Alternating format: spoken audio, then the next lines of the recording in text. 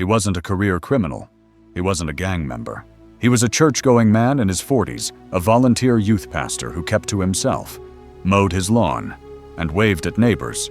But behind that quiet demeanor lay a secret that would shock Hillsborough County, Florida.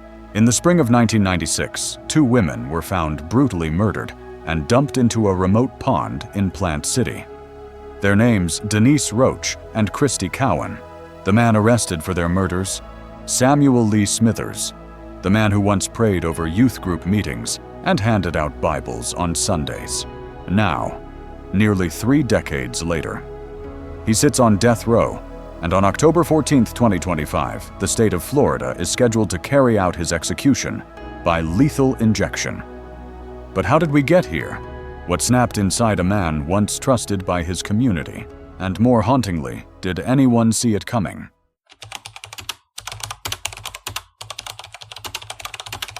To understand the weight of this case, you have to understand the man at the center of it, not the inmate, not the condemned, but the man before the murders, the man people once trusted, even admired.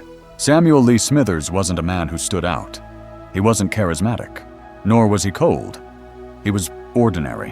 Born in 1951, Smithers came from modest roots in the American South, the kind of upbringing shaped by routine, religion, and restraint. As a boy, he wasn't the type to get into fights. He obeyed the rules, attended church, did what was expected. And maybe that's what made what followed so hard to believe. In adulthood, he lived in Plant City, Florida, a small town where people still leave their doors unlocked and wave to each other from across their yards. It was the kind of place where a man's word still held weight, and Samuel's word, for a long time, seemed solid. He worked humble jobs, maintenance, janitorial work, the kind of labor that rarely draws praise but keeps things moving. He married, had a son, bought a modest home tucked between quiet roads and citrus groves. There was nothing flashy about his life, nothing that hinted at danger. In his free time, Smithers turned to God. He wasn't an ordained pastor, but he was deeply involved in his Baptist church. He volunteered regularly, especially with the youth ministry. He prayed loudly. He quoted scripture with conviction, and he taught not just with words, but with presence. To some, he was a rock, a man of principle. To others, especially those outside his church circle, he was more difficult to read, quiet, reclusive, sometimes oddly intense. There were rumors that he struggled with his temper, that his marriage had gone cold, that he was losing control in ways no one could quite put a finger on. Behind closed doors, things were not as stable as they seemed.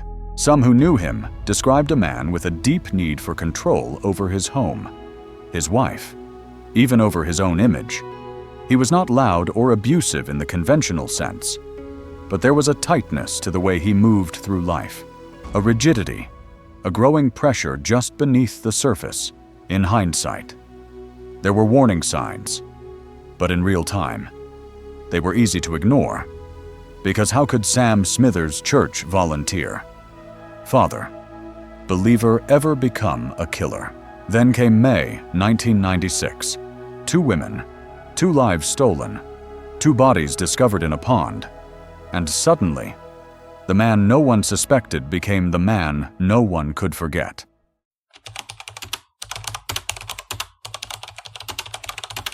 In the spring of 1996, the air in Plant City, Florida hung thick with humidity. Storm clouds drifted across the sky like slow-moving shadows, and the citrus trees had just begun to bloom. It was the kind of season that soaked the ground and made everything smell of wet bark and pollen. Plant City is known for strawberries, a working-class community built on farmland, faith, and familiarity. It's not the kind of place where people disappear, and certainly not the kind of place where murder feels close. But that May, something shifted. On the edge of town, past the subdivisions and fruit stands, there was a patch of remote land, overgrown, swampy, almost forgotten. A place where teenagers might sneak off to smoke or skip school. A place where no one paid attention. And in that place was a pond, still murky, lined with reeds. It wasn't beautiful. It wasn't even marked on most maps. But in May 1996, that pond would become the center of a storm that would shake the town's faith to its roots. It started small. Local reports spoke of a missing woman, Denise Roach, 47 years old, last seen walking near downtown. She had struggled with addiction and instability, but she wasn't invisible, not to the people who loved her, not to those who noticed when she was suddenly gone. Then came the second woman, Christy Cowan, 25, different life, different story, but the same grim silence when her name joined the list of missing persons. For days, there was nothing, just speculation, flyers, families waiting by the phone, until someone noticed something strange on the edge of that forgotten pond, a trail through the grass, a smell no one could explain. And then, the discovery. 2 bodies, waterlogged, mutilated, hidden beneath the shallow surface. Word spread fast. Plant City had never seen anything like it. Not with this level of violence. Not with this level of fear. Police cordoned off the area. Reporters showed up. Locals whispered about the devil coming to town. And behind the yellow tape, in the growing crowd of onlookers, stood a familiar man. Quiet. Watching. Wearing the same calm expression he always wore in church. Samuel Lee Smithers.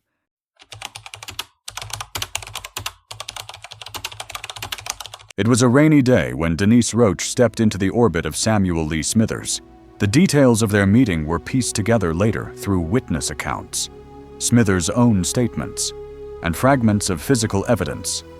Denise, 47, had been trying to get her life together. She'd struggled with substance abuse, lived in and out of shelters, but she was known to those around her as kind, with a sharp wit and a fighting spirit. That day, she was simply trying to get a ride. Smithers, by all accounts, offered to help. They drove. Not far. Out to a secluded area, Smithers was familiar with rural land on the outskirts of Plant City, where he had previously worked maintenance and where no one would notice a car parked by the trees. What happened next remains chilling, according to Smithers' later confession. The two began to argue. He claimed that Denise became angry, even violent, but there was no corroborating evidence to support that version. What is known, Smithers struck her with a pickaxe, repeatedly. Then, he dragged her body toward the water and dumped it into the pond. She was left floating anonymous, abandoned. A week later, it happened again. Christy Cowan, just 25 years old, encountered Smithers under circumstances eerily similar. Vulnerable, alone, possibly in need of help. Smithers later claimed she reminded him of the first woman, and that she, too, grew confrontational. Again, there was no one there to contradict him, but the evidence told its own story. Smithers brought Christy to the same remote property. This time, the assault was even more brutal. Her body showed signs of multiple blows to the head, and investigators would later recover her clothing, blood, and drag marks at the scene. He used the same pickaxe, the same pond, 2 women, 2 murders, 2 bodies submerged in shallow water, left to rot beneath algae and thyme. And yet, Smithers returned to his normal life. He went to church, he prayed, he mowed his lawn, he even filed a police report, claiming his work truck had been vandalized near the pond, possibly in an effort to explain away tire tracks and his presence at the scene. But by then, investigators had begun to connect the dots. A tip led them to the location. A cadaver dog alerted. And when detectives searched Smithers' truck and home, what they found would be the beginning of the end. Blood, clothing fibers, and a narrative that didn't add up. Smithers was arrested. The charges 2 counts of first-degree murder, and the town that once saw him as a quiet, God-fearing man now struggled to reconcile that image with the violence discovered in that muddy Florida pond.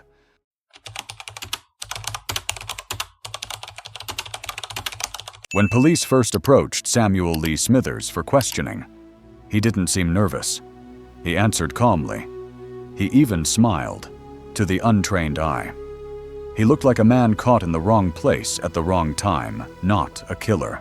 But the forensics told a different story. It started with the pond. Investigators found the bodies of Denise Roach and Christy Cowan, partially submerged, hidden beneath lily pads and algae. Both had suffered multiple blunt force injuries to the head, consistent with a heavy object later confirmed to be a pickaxe. The brutality was personal. The wounds were not quick. Whoever had done this had done it with rage. As detectives canvassed the area, they discovered fresh tire tracks near the scene. A forensic impression matched the treads to Smithers' work truck, the same truck he reported vandalized just days after the second murder. Inside that truck, the real story unraveled. Technicians found traces of blood in the bed, on the wheel well, on the floor mats. DNA testing later confirmed it belonged to both victims. But that wasn't all. Buried beneath layers of tools and work supplies, investigators found a pickaxe, its handle worn but still stained with something dark and dried. Lab analysis confirmed human blood. And not just any blood, the same two victims. Smithers had tried to clean it, but not well enough. Inconsistencies in his story also began to pile up. He told police he didn't know either woman, but witnesses had seen him speaking to both in the days before their deaths. He claimed his work truck hadn't been in the area, but security footage and physical evidence said otherwise. He denied ever being near the pond, but his boot prints matched those at the scene. When confronted with the mounting evidence, Smithers broke. In a recorded confession, he admitted to striking both women, though he maintained that each attack was in self-defense, a claim unsupported by any physical evidence. He described dragging the bodies, dumping them into the water, and attempting to cover his tracks. There was no remorse in his tone, no breakdown, no trembling, just facts, cold, controlled, delivered like a man explaining something far less brutal. The case was no longer a mystery. It was now a question of justice and what to do with a man who wore a pastor's face, but left two women to die in the dark.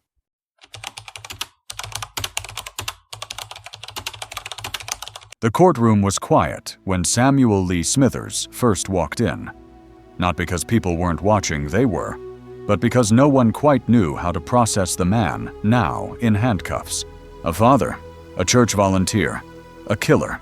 His trial began in 1997, a year after the murders.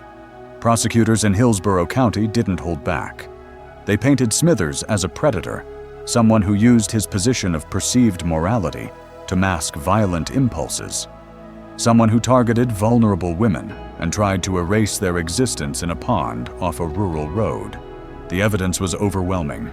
They had a recorded confession, DNA from both victims inside his truck, blood on his tools, matching tire and boot tracks, a timeline that placed him with both women shortly before their deaths. The defense didn't deny the killings. Instead, they tried to frame them as acts of impulsive self-defense, claiming that Smithers had been provoked or attacked. They argued that his deeply religious background, lack of prior criminal record, and mental state at the time should be considered. But the prosecution dismantled that narrative. There were no signs the victims were armed, no evidence of struggle consistent with Smithers' version, and the repeated blunt force injuries suggested rage, not reaction. What struck many observers wasn't just the brutality of the crimes, it was Smithers' lack of visible remorse. He sat quietly during testimony. He did not cry. He showed no reaction when photos of the victims were shown to the jury. Outside the courthouse, local media debated the case in near-daily coverage. How could this man do something like this? Was it a mental break, a hidden pattern? There were no clear answers, only horror. In 1998, the jury returned its verdict, guilty on 2 counts of first-degree murder. And then came the sentence: death. The judge's ruling was blunt. He called the murders heinous, atrocious, and cruel, emphasizing the victim's vulnerability and the level of violence used. But Smithers' journey through the legal system didn't end there. For the next 2 decades, His attorneys filed appeal after appeal, citing mental health concerns, ineffective counsel, and alleged procedural errors. None succeeded. The Florida Supreme Court reviewed the case multiple times.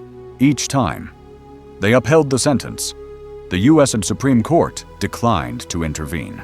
Throughout it all, Smithers remained on death row, housed at Union Correctional Institution, where he became one of Florida's oldest condemned inmates.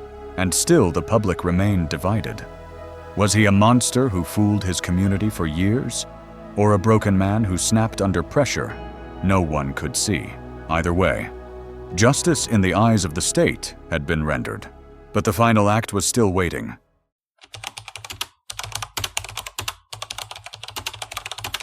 As of now, Samuel Lee Smithers remains alive. He is 72 years old, housed at Union Correctional Institution in Florida, where he has spent over 25 years on death row.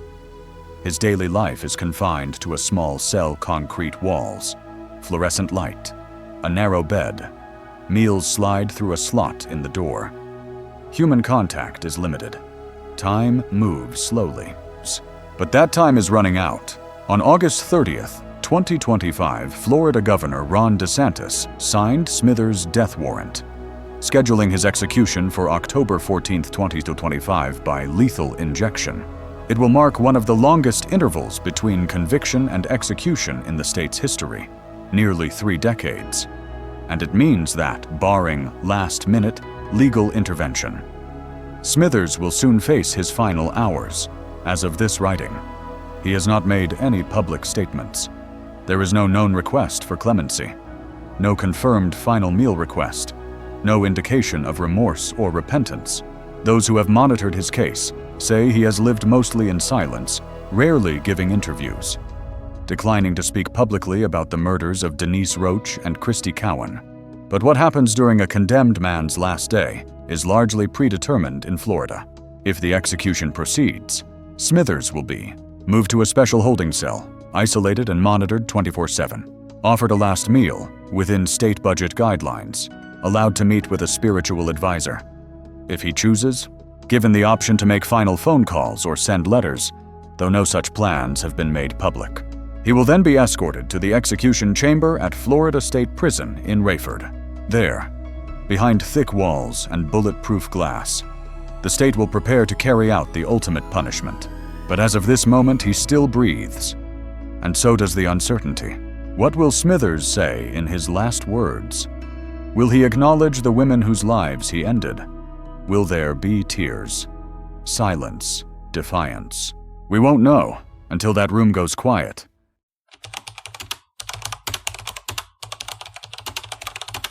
As of this recording, Samuel Lee Smithers has not yet been executed.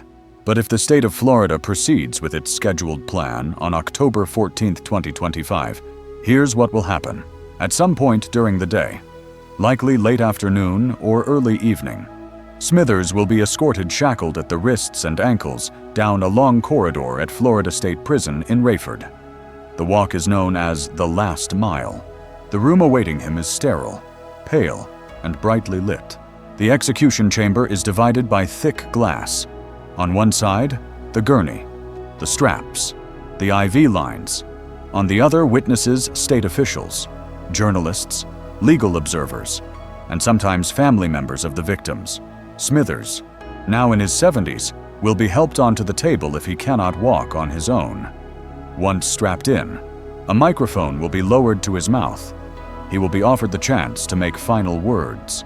At this moment, he may choose to apologize, remain silent, offer religious statements, or speak to his family if they are present. Then comes the needle. Florida uses a 3-drug protocol for lethal injection: etomidate to sedate, rocuronium bromide to paralyze, potassium acetate to stop the heart. The entire process can last 7 to 15 minutes, though past executions in Florida have had complications. Some inmates have gasped, others have convulsed. Some have taken much longer to die than expected. Smithers will be monitored for signs of consciousness. A medical examiner will declare the time of death. And just like that, it will be over. The body will be removed, the room cleared, The institution returned to silence. A press release will be issued. A name crossed off the list. But while the execution may bring legal closure, it won't erase the images of Denise Roach, floating in a forgotten pond, of Christy Cowan, struck down before her life could begin, of a man who once led Bible studies, now lying motionless beneath fluorescent lights. And somewhere, someone will ask the question, was this justice or just the end of a cycle?